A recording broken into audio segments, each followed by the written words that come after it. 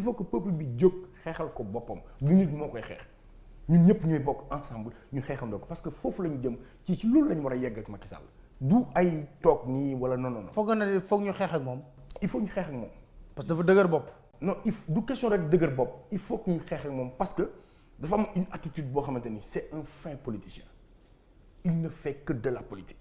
lépp lu mu posé acte bu mu posé ce n'est que de la politique gisuma fu mu bugg a jóg ne di xaaral ma solutionner les problèmes des Sénégalais lu dul ne maa ngi xool nan lay njuut njaaje nan lay tappale c'est-à-dire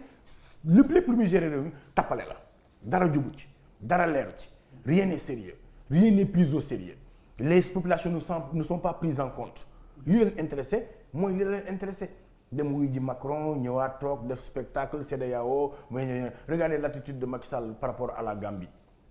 ñëpp ne non Macky est le leader de l'Afrique de l'Ouest dem na Gambie il a pris cette question en main nangam il a même fait prêter serment Amadou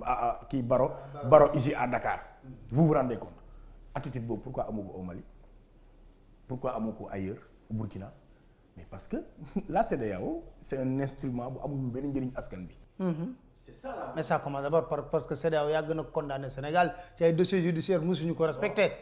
donc pourquoi vraiment man su may wax ci Macky Sall damay am naqar je préfère focus sur les populations ci seen leen li éveillé. di sottante xalaat pour que ñu xam ne réew mi tant que ñun ñëpp ensemble liggéeyuñu ko du sotti. mais Thiat foofu laa lay laaj est-ce que soo comparé Abdoulaye Wade parce que loo ko mën a critiquer daa nga gis rapport ARMP di génn ñu foofu lañ xamee aw ku du njaay foofu mais avec Macky Sall malgré gouvernance sobre et vertueuse bi mu waxoon ak lépp aujourd'hui on se rend compte dara. sombre et virtuel loolu la waroon wax gouvernance sombre et virtuelle c'est ça la définition pour Macky Sall li mu waxoon dara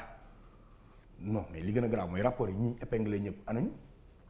rapport IGE yi ñi mu épinglé ñëpp anañu il nous parle aujourd'hui de commission ça veut dire que il est prêt à encore injecter des milliards pour créer des commissions d'enquête yooyu xam nañ ne dans toute l'Afrique mais dans toute l'Afrique quand le président dit damay créer une commission d'enquête ça veut dire que dilatoire la ñuy def et que du mujj fenn c'est ça la réalité c'est ça la réalité donc respecté wul institution yi respecté wul Sénégalais yi yow boo ñëwee et puis li gën a grave mooy moom yoonu yokkute la campagne mais PSE lay dawal loolu mooy njëkk manque de respect yow yoonu yokkute nga campagne Sénégalais yi fal la ci nga ñëw jël yoonu yokkute teg ko ne le ñëw indi PSE nga xam ne c'est un programme bu FMI Banque mondiale soo demee Bénin mu nekk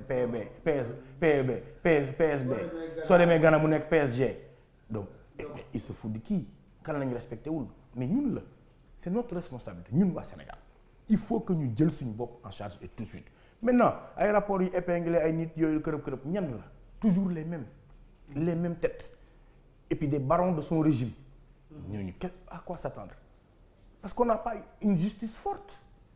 je ne dis pas qu'on n'a pas de bons juges mais on n'a pas une justice forte notre justice a été affaiblie looloo tax ma mere Obama bi mu ne l'Afrique n'a pas besoin d'hommes forts mais que des institutions fortes non quand une institution est forte et que l'homme qui l'incarne n'est pas fort cette institution elle va à l'encontre des populations comme le Conseil constitutionnel c'est une institution très forte incarnée par des hommes faibles ils sont à la solde du pouvoir au détriment des populations loolu xeluwul une Afrique on a besoin d'hommes forts pour ñu mën a incarner des institutions fortes institution bi am balance